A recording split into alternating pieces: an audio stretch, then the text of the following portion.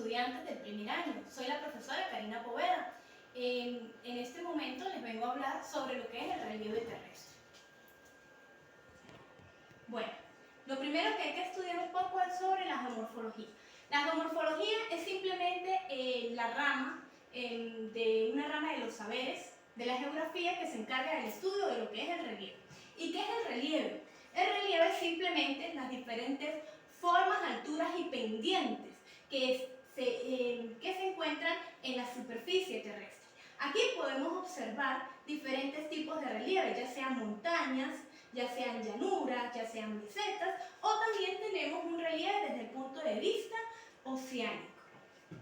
El relieve es producto de dos tipos de fuerzas. Unas fuerzas internas llamadas también endógenas, otras que son las fuerzas externas llamadas también exógenas.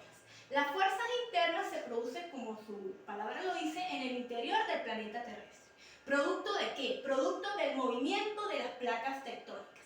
Recordemos que en el planeta Tierra existen 15 placas tectónicas, originando estas placas tectónicas diferentes, ese movimiento, diferentes procesos, entre ellos el diatrofismo y el vulcanismo. Los diatrofismos se dividen en movimientos orogénicos y movimientos epirogénicos. Los movimientos orogénicos son los levantamientos de la corteza terrestre, como lo podemos apreciar en esta lámina. Es decir, la corteza terrestre se arruga y se levanta, formando montañas o cordilleras. Los movimientos epirogénicos son movimientos de forma vertical y me producen lo que son las cuencas o las fosas. El diastrofismo, como lo hablé anteriormente, orogénesis, viene la palabra oro, significa montaña, génesis, creación de las montañas. Son procesos geológicos que actúan en dirección ya sea horizontal o vertical. En dirección horizontal me genera lo que son los plegamientos. Cuando hablamos de un plegamiento, estamos hablando que la corteza terrestre se deforma, es decir, hay una fuerza de empuje y ella se arruga, mientras que en dirección vertical son las llamadas fallas. ¿Qué pasa? En el momento de producirse esa fuerza de empuje, recordemos que la superficie terrestre está compuesta por ciertas rocas, ya sean ígneas, metamórficas o sedimentarias. Cuando se produce ese movimiento y esas rocas no se deforman, ellas se van a fracturar. Cuando se fracturan, producen las llamadas fallas. Esas fallas son fracturas de la superficie terrestre, las cuales un bloque se corre respecto a otro. Existen tres tipos de fallas mayormente: falla inversa, falla normal y falla horizontal. La falla horizontal es la ruptura de la superficie terrestre, pero el movimiento entre los dos bloques es de forma paralela. Mientras que la falla inversa, el plano de falla aquí lo muestra, lo que es el techo de la falla se hunde con relación al otro bloque.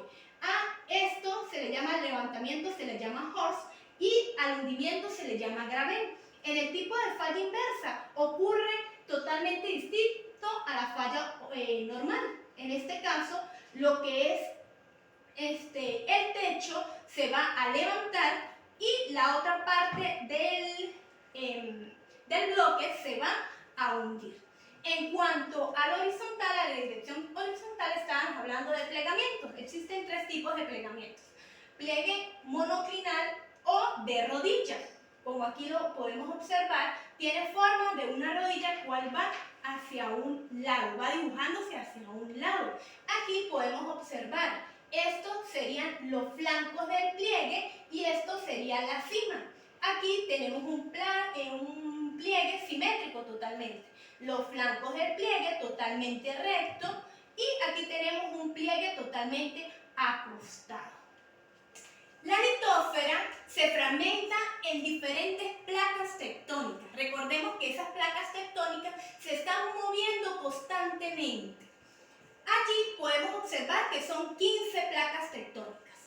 Placa sudamericana, la placa de Nazca, la placa Pacífico, la placa africana, la placa euroasiática, la placa arábica, la placa índica, la placa norteamericana, la placa antártica, la placa del Pacífico, la placa australiana, y esas placas tienen tres tipos de bordes. Uno que es borde divergente, dos que es borde convergente, tres que es borde transformante.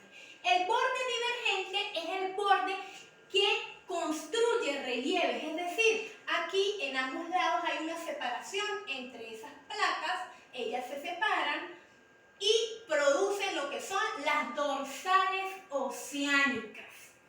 En el borde convergente es un borde totalmente destructivo. ¿Qué pasa? Allí sucede un choque entre dos placas tectónicas, una placa oceánica, dos placas continental. La placa oceánica es más densa que la placa continental y ella se coloca por debajo de esa placa continental y allí se da un proceso de subducción. Allí el magma, sabemos que en el interior de la Tierra hay roca fundida.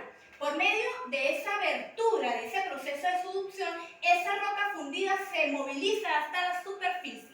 Existe otro tipo de borde que es el borde convergente o borde destructivo. ¿Qué pasa?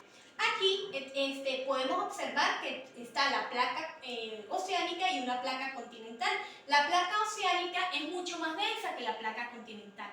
Por eso, cuando ellas dos chocan, una se va a subducir por debajo de la otra. En este caso sería la placa oceánica, se va a subducir por debajo de la continental. Cuando hay ese choque, me genera una serie de plegamientos, como es la cordillera de los Andes. Y allí también podemos observar que alrededor de esta cordillera de los Andes, donde ocurre este tipo de bordes, se generan gran cantidad de volcanes.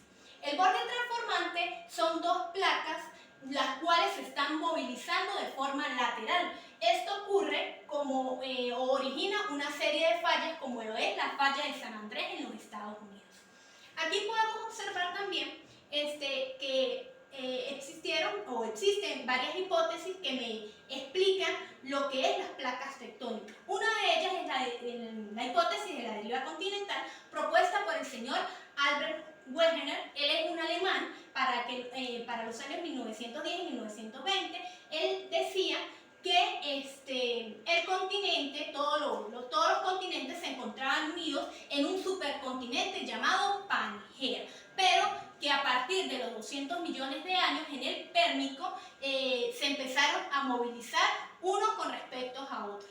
¿En qué se basó él? Él se basó en que él dice que todos los continentes entre sí forman un rompecabezas. Si nosotros vemos lo que es la costa atlántica de América y podemos ver la parte occidental de África, ellas encajan perfectamente. Recordemos en las diapositivas anteriores que les estaba hablando que dentro de los movimientos del diatrofismo existe lo que son los volcanes. Simplemente un volcán son estructuras geológicas en forma de cono, como podemos observar en esta figura, la cual expulsa hacia el exterior lava, ceniza, agua, rocas y gases. Rocas específicamente de tipo ígneas, de tipo volcánicas, ya sean obsidianas, pumitas, entre otras. Entre las partes más importantes de un volcán se encuentra el cráter, que es por donde se expulsa la lava, la chimenea, que es el conducto que me permite a mí, por donde sale lo que es la roca fundida, y la cámara magmática, que es donde se encuentra en el interior de la Tierra esa roca fundida. Existen varios tipos de volcanes a nivel mundial. Sin embargo, uno de los más importantes son el volcán de Kilimanjaro en Tanzania, el volcán Monte Fuji en Japón. Podemos decir en este momento que Venezuela no presenta ningún tipo de actividad volcánica debido a que nosotros nos encontramos entre la placa sudamericana y la placa del Caribe. Para continuar, hablaremos un poco de los sismos. Los sismos son simplemente sacudidas, ¿verdad?, que se dan en la corteza terrestre, producto de ¿qué? De los roces de las placas tectónicas. Podemos observar que uno de los más importantes zonas sísmicas a nivel mundial se llama el Cinturón de Fuego del Pacífico, como aquí podemos observar. Venezuela sí se registran gran cantidad de sismos, ya que nosotros nos encontramos, como lo dije anteriormente, entre dos placas tectónicas. Y recordemos que allí se encuentra una abertura, ¿verdad? Una ruptura en la corteza terrestre por donde se es liberada gran cantidad de energía hacia el exterior. Para medir la intensidad de ese sismo, generalmente se utiliza lo que es la escala de Richter del 1 al 10. Se dice que si es de 3 en la escala de Richter no se percibe. Si es un sismo de 6.5 genera ciertos daños y si es de 8 genera catástrofes. Aquí podemos ver en la imagen ciertas catástrofes que se generaron producto de un sismo y aquí podemos ver que en los sismos podemos registrar un hipocentro, que es lo que se genera en el interior de la Tierra, que es donde se genera el sismo, un epicentro, que van a ser las réplicas del exterior de la Tierra. Bueno, estimados estudiantes, espero que les haya gustado la clase número 3. Cualquier duda, estamos a la orden por Classroom. Que pasen un feliz día.